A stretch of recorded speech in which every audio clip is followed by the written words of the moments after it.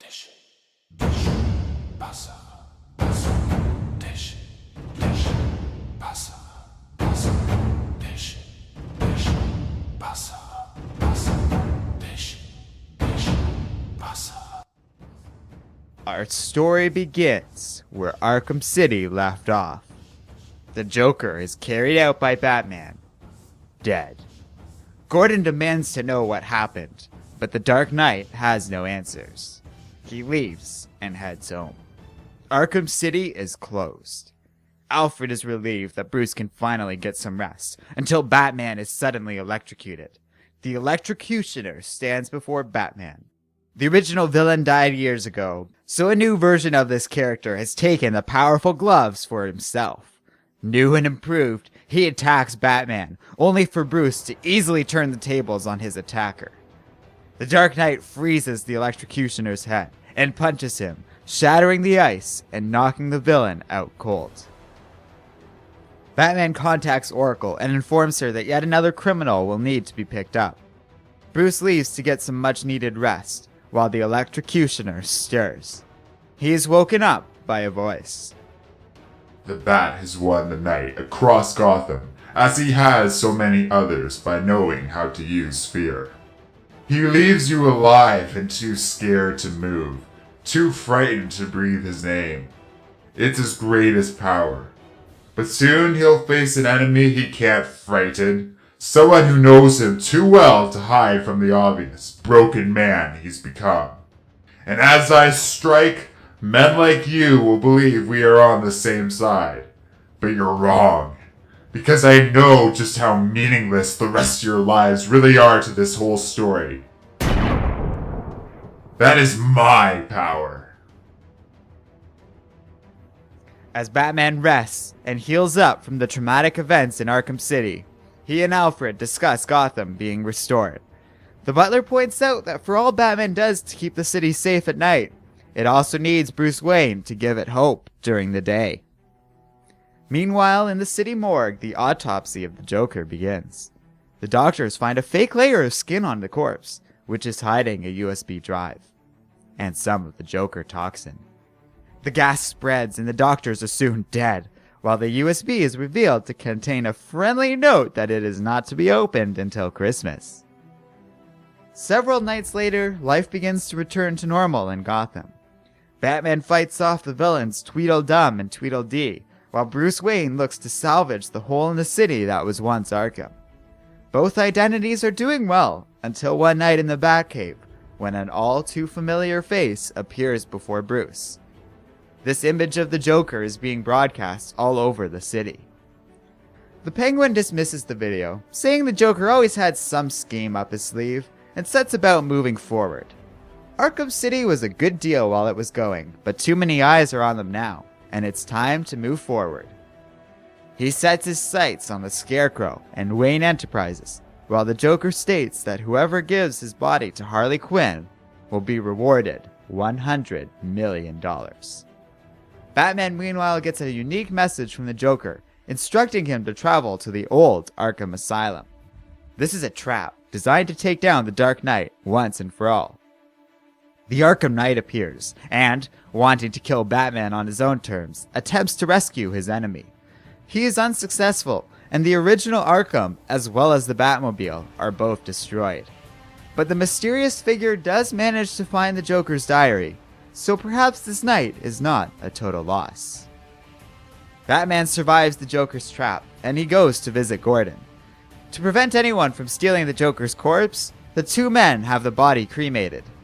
Batman is given the USB, which was revealed to contain the last will and testament of the Joker. The will begins with the Joker admitting that things in Arkham City must have not gone well for the clown. It's no surprise, really.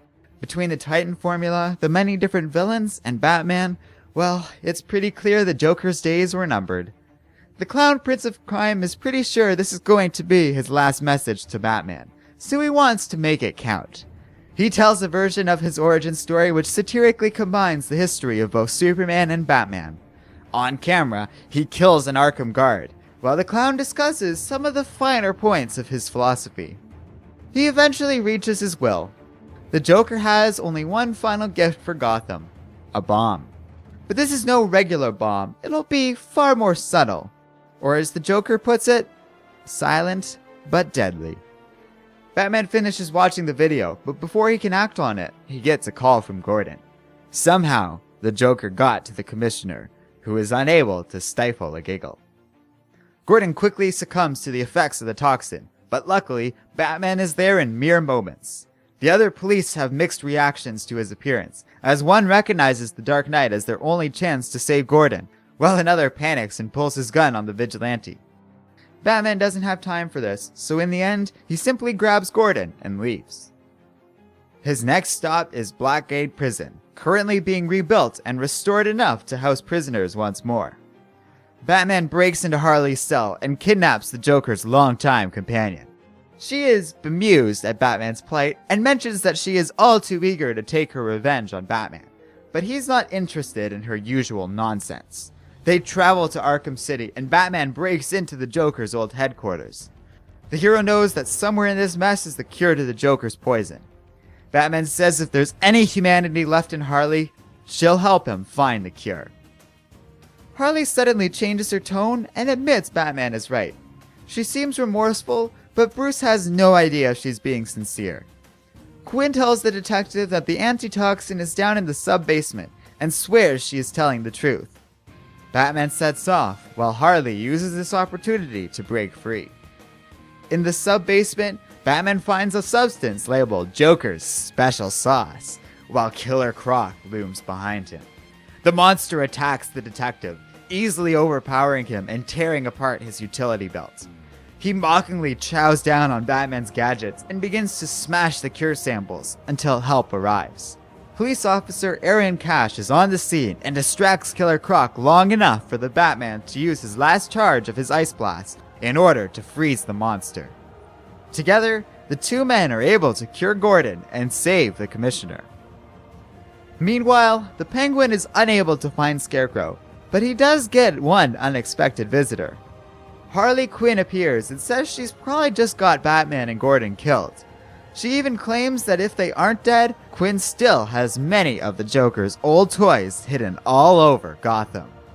The city is changing, but there's still room for those who know the right people. She offers to work with the Penguin as partners. In the city streets, the Arkham Knight is battling criminals.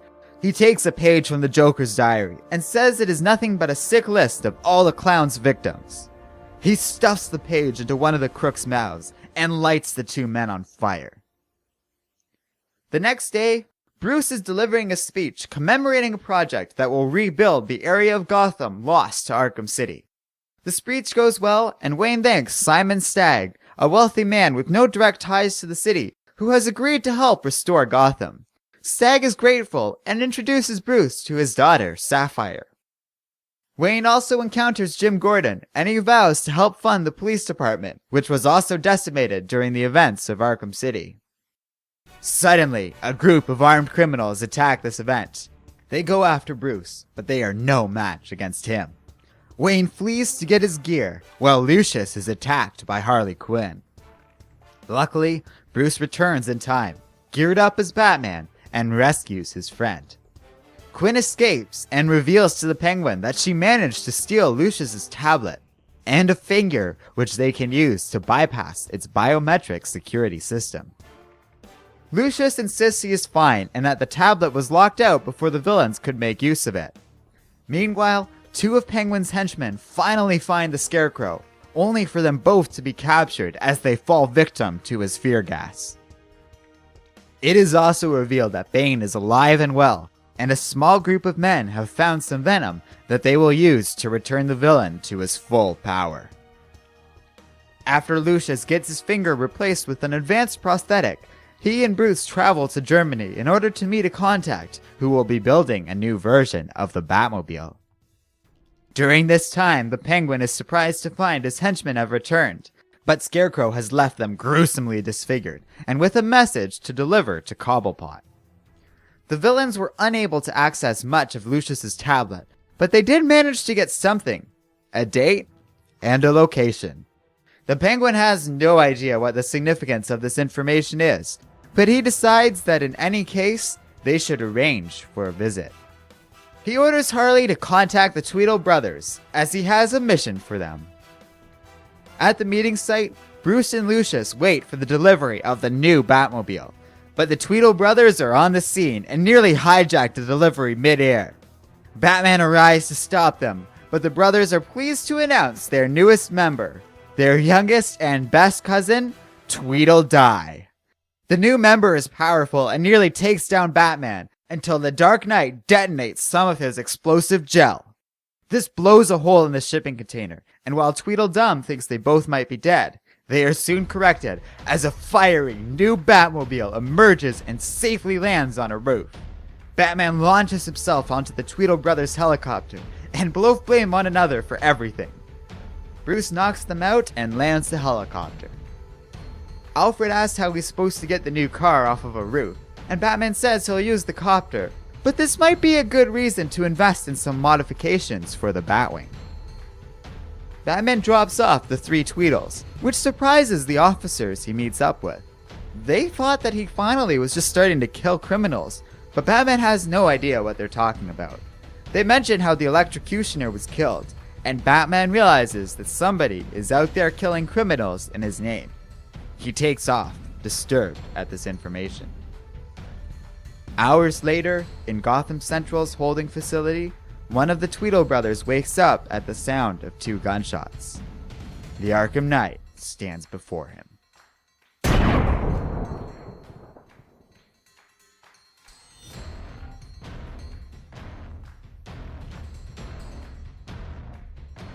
Hello and welcome to Comic Island. My name is Arden, and today we are talking about Batman, Arkham Knight, the prequel comics.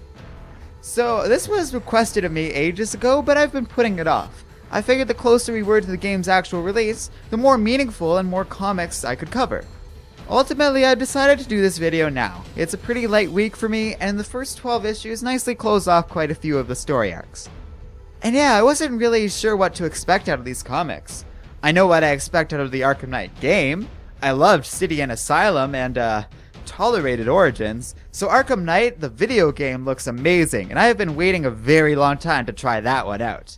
I'm excited for so much of it, from zooming around in the Batmobile to seeing what the story is behind the mysterious Arkham Knight. So that all looks promising, but what of the prequel comic? I personally loathe prequels. Rarely do they ever actually add anything to a story, and more often than not they spend all their time foreshadowing events that we already know the ending to. But Arkham Knight doesn't really work that way. They actually do a good job at connecting the dots between the ending of Arkham City and the beginning of Arkham Knight, and because we don't know the actual plot tonight yet, it actually is good foreshadowing. On this merit, they are actually quite compelling comics. They do a good job at setting things up like the new Batmobile, Arkham Knight, and the Scarecrow, while also telling a decent story in their own right. The art and writing are well done, and kudos to the creative team on their work on this comic. These issues are filled with great little moments, and that's what really won me over. I like this scene, for example, where Robin is training in a Batcave simulator. We see Batman loading various villains into the program, only for him to pause when he reaches the Joker. Bruce decides to delete him, but that little moment of hesitation speaks volumes about how Batman feels with regards to a now dead Joker, and I really like little details like this. This comic is also filled to the brim with hints and ideas about what we might expect to see in the video game. It seems like the Joker had something big planned were he to die, and I'm thinking that plan might appear in some form or another either in this comic or the video game itself. Perhaps his plan's already been set into motion. We also get a good hint that Batman's jet, the Batwing, will play a major role in getting the Batmobile to various locations across Gotham within the game, and that's told in a very clever way. It felt organic while also setting up major plot points as well as little details we can expect within the video game, which on the whole is quite impressive.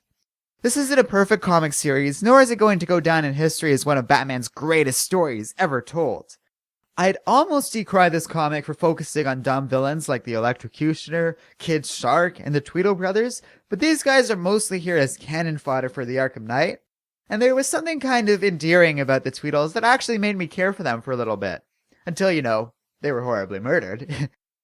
The comic also has some interesting ties to the Assault on Arkham movie, which also happened within the Arkham universe, and this creates a strong sense of legacy for this little universe of video games, movies, and comics that I actually quite enjoy.